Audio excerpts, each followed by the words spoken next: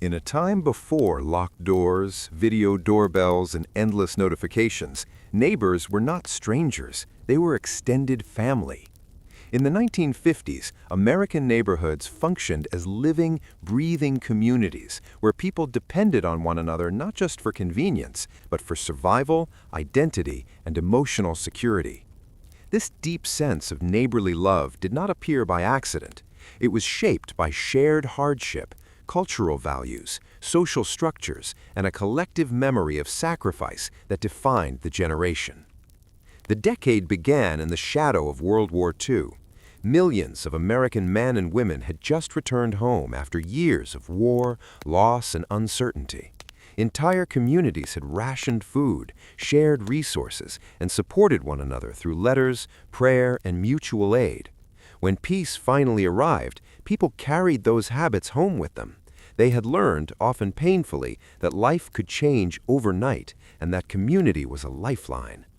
Neighbors who had once stood together during air raid drills or shared rationed sugar and gasoline now stood side by side, rebuilding ordinary life.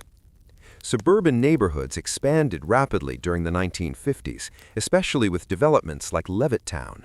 Rows of nearly identical homes filled with young families created environments where everyone was at a similar stage of life. Fathers went to work in factories or offices, mothers often stayed home managing households, and children filled the streets from morning until dusk. This uniformity fostered connection rather than isolation. People recognized themselves in one another. They shared routines, challenges, and dreams, making it easier to trust and care deeply for those next door.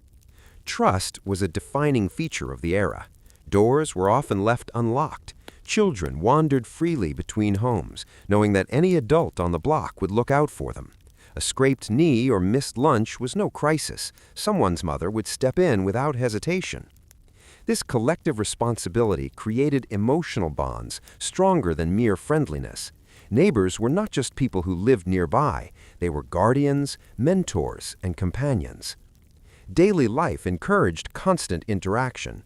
Without the internet, smartphones, or even widespread television until the late 1950s, entertainment was social by necessity. Families gathered on front porches in the evenings, talking about the day while children played nearby. Block parties, barbecues, and community picnics were common. Conversations happened face-to-face, not through screens.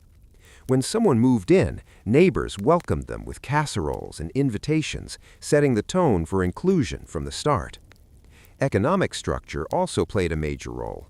Many families relied on a single income, which meant households depended on informal networks of support.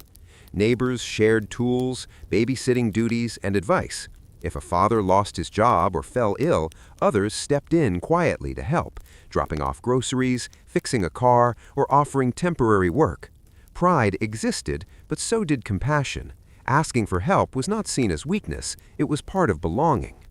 Religion and civic organizations further strengthened neighborly bonds. Churches, schools, veterans groups, and local clubs served as social anchors.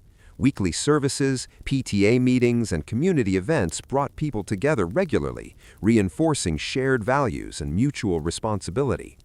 These institutions created rhythms of togetherness that modern life often lacks.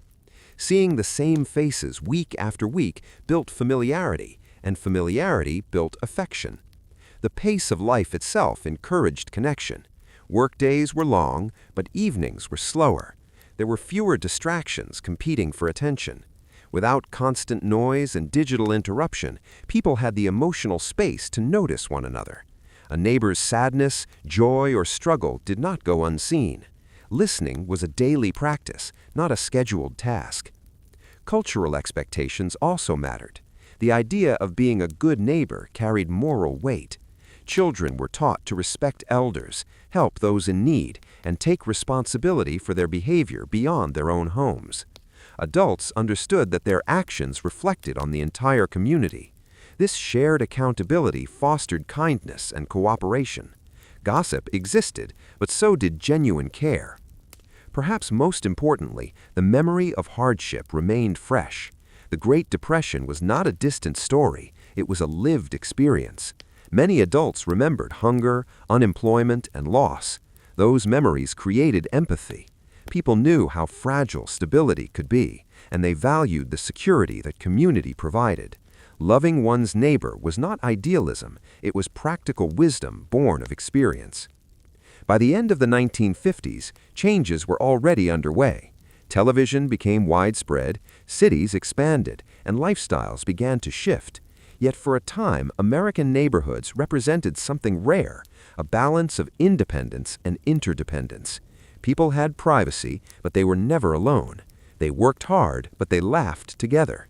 They faced problems, but they faced them as a group. Looking back, the neighborly love of 1950s America was not simply nostalgia or coincidence. It was the product of shared history, slower living, strong social structures, and a collective understanding that life is better and safer when people care for one another. In an age before digital connection, Americans discovered something timeless. Real community is built not by proximity alone, but by presence, trust, and the willingness to show up for one another every single day.